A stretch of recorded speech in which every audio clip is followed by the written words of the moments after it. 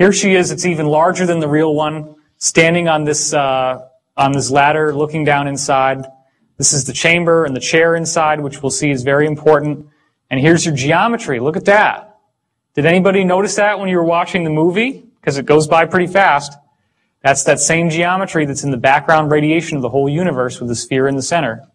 They fire it up. Guess what happens? Big, bright luminosity, just like the real thing. The real thing that they're actually using and have been using since the 40s at least. And here's what it looked like from the control room. It gets brighter and brighter. And then she starts having the floor disappear. She gets dropped down inside. And then, of course, she goes through this wild wormhole ride, and there's an ascension experience at the end of the dream. Because it is like a big dream, because she's in the dream plane. Now, last Mimsy, again, you got the same principle. The children find these little objects. She finds this toy rabbit, and he finds this little thing that helps him speak to the spiders. It all comes out of this cube that they find. Well, guess what's going on here? Same thing. It creates, at the end of the movie, it has created a wormhole into the higher realms, which allows them to send DNA into the future. Now, this movie is like an infomercial for everything that my colleague, Dr. Dan Burish, has been saying he dealt with in Majestic 12, dealing with extraterrestrials from our own human future human lineage extraterrestrials, as he called them. That apparently, in his system, they have gone to the future, they have survived, but they had a small gene pool as a result of a cataclysmic activity in 2012, and I'll get into why I don't believe this is what's going on. And then they needed our DNA, and they're trying to come back in time to get our DNA to fix their genetic problem. So this whole movie is just a big infomercial for all the stuff that Burish has been saying, right down the letter. And there was a lot of development on the script. It is actually a great movie. I do recommend it. Now here's the thing. This is actually precisely what was found, except for the sphere, but the shape, and then even the little filigree on the outside, the little 1 centimeter raised filigree. This is what's called the cube. It was found in the Roswell crash.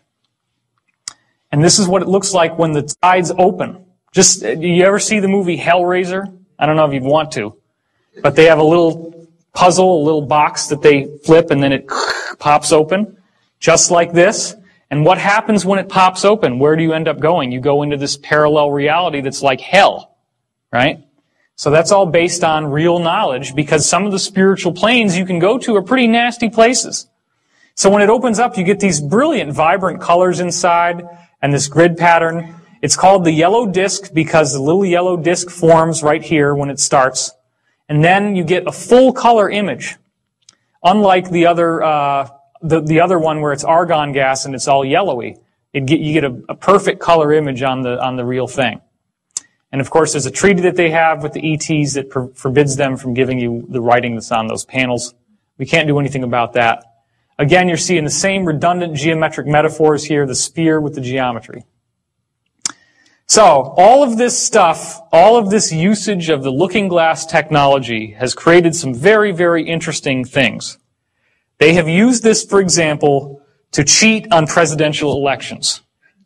Think about it. If you actually did have a technology that could allow you to look into the future and you're running for office, what are you going to want to do? You're going to want to go look at the newspaper headlines and the television and figure out what swing states you lost. So then you're back in time and you can program your Diebold voting machines to tip the vote just enough that it's exactly 50-50, which is what happened in 2000 with George W. versus Gore, and it's what happened again in 2004 with George W. versus John Kerry. Okay? The problem is that as a result of the fear that they have that in 2012 that you're going to get an Earth axis shift, which is caused by an inappropriate amount of energy moving through the looking glass devices. They have, as of December 2006, completely deactivated and deconstructed all looking glass technologies on the Earth.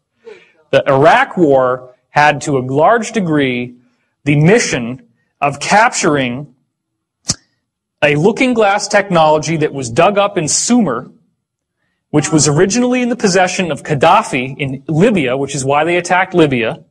Gaddafi got rid of it and gave it to Saddam Hussein. Saddam Hussein was using this technology, viewing the future. The U.S. government went in after him because they felt that the fate of the world was at stake, because if they did not capture this technology and get it back and deconstruct it, that the earth would have a pole shift. So this is what they say, and it's a great story. It'll make a great movie, which I'm sure is being written. We're going to get into the pole shift and why I don't think that that's what's going on at all. I do not have a negative doom and gloom disaster view of our future. It's very important that you hear that, even though I know some of this stuff might be a little freaky looking. So the D of the CTP is what they call it in code parlance, because nobody's going to know what that means. But when you actually decipher these letters, it means the doctrine of the convergent timeline paradox. Here's the problem. You look through time with this device, and when you hit 2012, everything goes perfectly white. As you get closer and closer to 2012, starting in around 1980, a very strange thing has been happening when they use the looking glass. There is an interlacing of images. So right now, imagine that if I had this slide on half the time, and then the other half of the time, there was an image of like a face. And if I interlace them slowly, then maybe every second it goes from here to the face to here to the face. Then as it speeds up, it gets faster and faster to the point that if it were complex images, you couldn't make out one from the other because they're flip-flopping so fast. Okay?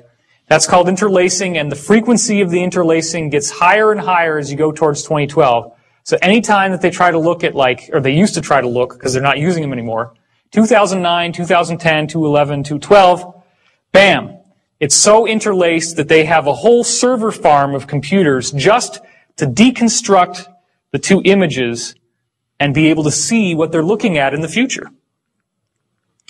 So again, this is what they're using. This is one of the main ones they're using, the Orion cube as they call it, or the cube. And also it's being used with looking glass. But what's going on with 2012? Well, here's another very interesting thing. Dan Burrish, who I've had multiple discussions with privately, and we're actually going to have an event that we're speaking at together at Caltech, which is later in March. And I'm going to have that on my website if you're interested. It's going to be local. My website is divinecosmos.com. And we're going to talk about all this stuff there to some degree, but it's mostly going to be on his research with biology, which we'll get into later. But anyway, we have multiple parallel futures that we can choose.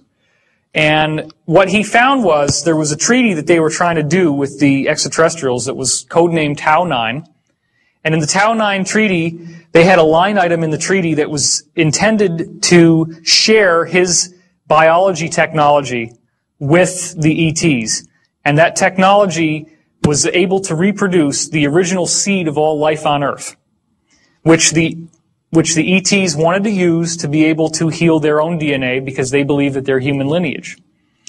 So what he found out was that these other beings apparently had contacted him and said, you cannot tamper with the tree of life. You can look at it, you can admire it, but you can't mess with it. The tree of life is the actual source code of our DNA. So what was happening was they were looking into the future, and he took the negative visual that he got from the alien, from the ascended being that came to him and warned him about the tree of life. He held that image in his mind of what would happen to the Earth in 2012 if this were allowed to happen. And the image inside the looking glass immediately shifted to the apocalyptic vision. So he was able to prove by doing this that you can determine the outcome of what this thing shows you by your conscious focus. So 2012 literally does represent create your own reality time. It has everything to do with what do you expect is going to happen. This is where thoughts becoming reality really takes on a whole new meaning in a way that you've never heard of before.